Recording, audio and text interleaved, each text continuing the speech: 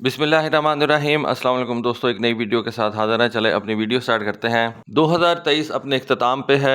2024 जो है वो आने वाला है। 2023 के अंदर हमने देखा कि अमेरिका ने अपना एक नया B-21 बॉम्बर दुनिया के सामने इंट्रोड्यूस करवाया और 2023 के अंदर ही अमेरिका ने अपने 6th जनरेशन के फाइटर जेट, जिसको वो NGAD प्रोग्राम कह रहे हैं, उसका एक कॉन्ट्रैक्ट जो है वो इशू किया था। ये कॉन्ट्रैक्ट मई के अंदर इशू किया था। बहुत ज़्यादा क्लासिफाइड ये एक कॉन्ट्रैक्ट था, जिसके अंदर NGAD प्रोग्राम की इंजीनियरिंग और मैन्युफैक्चरिंग डेवलपमेंट जो है उसके हवाले से बात की गई थी।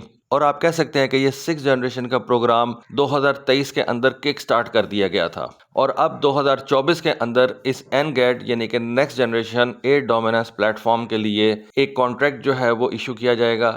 किस कंपनी को किया जाता है 2024 के अंदर हमें पता चल जाएगा। ये बहुत ही फ्यूचरिस्टिक फाइटर जेट होगा, जिसके लिए टेक्नोलॉजीज़ के ऊपर अमेरिकन इस वक्त काम कर रहे हैं। आगे चल के मैं आपको इन टेक्नोलॉजीज़ की थोड़ी सी डिटेल भी बताता हूँ। ये जो NGAD जहाज़ होगा, ये बेसिकली 6th जनरेशन का जहाज़ होगा, जो कि 5th जनरेशन के F-22 रैप्टर जहाज़ों को रिप्लेस करेगा। इस 6th जनरेशन के जहाज़ को बेसिकली फैमिली ऑफ सिस्टम्स कहा जा रहा है, जिसके अंदर एक क्रूड एयरक्राफ्ट होगा और उसके अलावा कुछ अदर एलिमेंट्स भी होंगे, जिनके अंदर एक ड्रोन विंगमैन होगा, जिसको इस वक्त अमेरिकन कोलैबोरेटिव कॉम्बैट एयरक्राफ्ट यानी कि CCA बुला रहे हैं। इस 6th जनरेशन के जहाज़ के अंदर इंक्रीज सेंसर्स कैपेबिलिटीज़ होंगी, एडवांस एबिलिटीज़ होंगी कि ये सैटेलाइट के साथ अपने आप को कनेक्ट कर सकेगा, दूसरे जहाज़ों के साथ कनेक्ट कर सकेगा, वॉरशिप्स के साथ कनेक्ट कर सकेगा।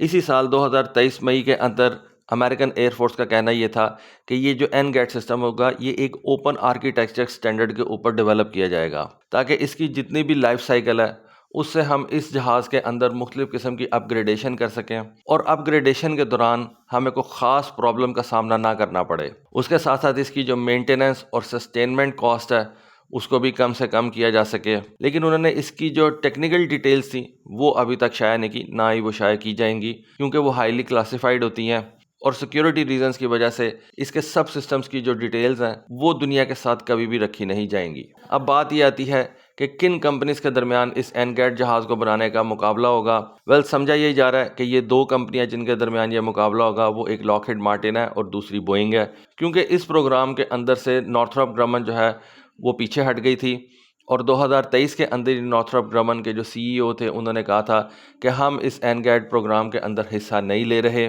तो फिर पीछे दो ही कंपनीज बचती हैं, लॉकहीड मार्टिन और बोइंग। ज़ाती मेरा यही ख्याल है कि ये कॉन्ट्रैक्ट भी लॉकहीड मार्टिन को मिलेगा, क्योंकि अभी तक जितने भी ये 5th जनरेशन के जहाज़ हैं जिनके अंदर ये ख़ास तौर पे F-35, F-22, ये दोनों जहाज़ जो हैं ये लॉकहीड मार्टिन ने तैयार किए हुए हैं। इससे पहले भी अमेरिकन एयरफोर्स के जितने भी ये स्टेल्थ जहाज़ थे जिनके अंदर F-117 था, वो भी लॉकहीड मार्टिन का बनाया हुआ था। उससे पहले ये जो U-2 जहाज़ था, जो कि एक स्पाई प्लेन था, वो भी लॉकहीड मार्टिन ने बनाया था। और उसके साथ साथ ये जो SR-71 है, ये भी लॉकहीड मार्टिन के स्कंक वर्क्स ने ही तैयार किया हुआ था। तो लॉकहीड मार्टिन जो है वो इस तरह के अनयूजुअल और एडवांस जेट्स तैयार करने में जो है वो बहुत ज़्यादा महारत रखती है और मेरा इस वक्त भी यही ख्याल है कि ये कॉन्ट्रैक्ट लॉकहीड मार्टिन जीत जाएगी। और इसी वजह से नॉर्थरॉप ग्रमन ने इस कंपटीशन के अंदर हिस्सा नहीं लिया, क्योंकि नॉर्थरॉप ग्रमन ने जब ATF प्रोग्राम चल रहा था, जिसके अंदर से ये F-22 जहाज़ बाहर आया था, उस प्रोग्राम के अंदर नॉर्थरॉप ग्रमन का जहाज़ था YF-23।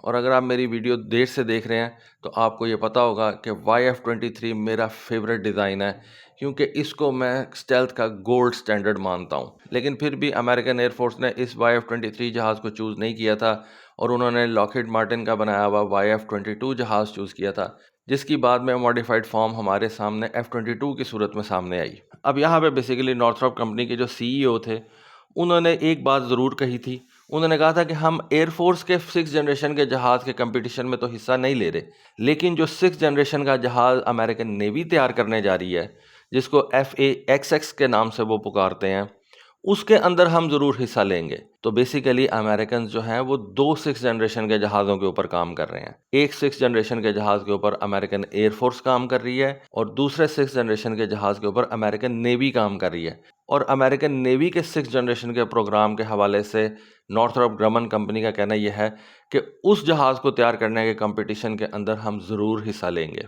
अब अमेरिकन एयरफोर्स इस साल यानी कि 2024 के अंदर 6th जनरेशन के जहाज के नए प्रोपल्जन सिस्टम के लिए जो है वो बहुत ज़्यादा काम कर रही है। प्रोपल्जन सिस्टम यानी कि उसके इंजन के ऊपर बहुत ज़्यादा काम हो रहा है और इस इंजन प्रोजेक्ट को उन्होंने बेसिकली नाम दिया है next generation adaptive propulsion, NGAP। इस NGAP प्रोग्राम के अंदर अमेरिकन एयरफोर्स या आप पेंटागन ही कह लें, क्योंकि पेंटागन उस इंजन को जो है वो अपने नेवी के फाइटर जेट के लिए भी इस्तेमाल कर सकती है, फंड करने जा रही है। और कितना फंड करने जा रही है?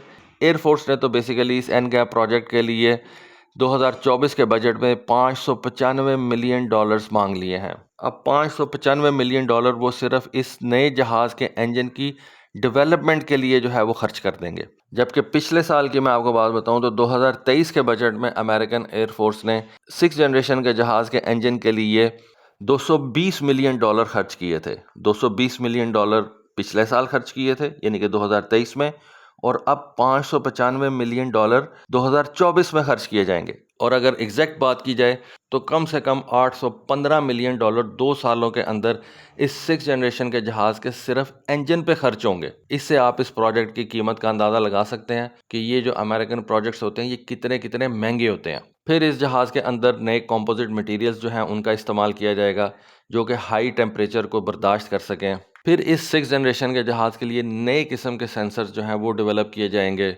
जैसा कि मैंने आपको पहले बताया कि कुछ ऐसे सेंसर्स होंगे जो कि डायरेक्टली सैटेलाइट के साथ अपने आप को कनेक्ट कर सकेंगे, क्योंकि अभी तक कोई ऐसा फाइटर जेट दुनिया में मौजूद नहीं है।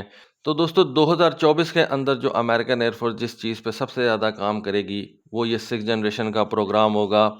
वो उनका लॉन्ग रेंज वाला एयर टू एयर मिसाइल होगा और एक ऐसे इंजन के ऊपर काम हो रहा है जिसके ऊपर 2024 तक तकरीबन $815 मिलियन जो है वो खर्च कर दिए जाएंगे और ये नया इंजन 6th जनरेशन के जहाज़ों को इक्विप करेगा।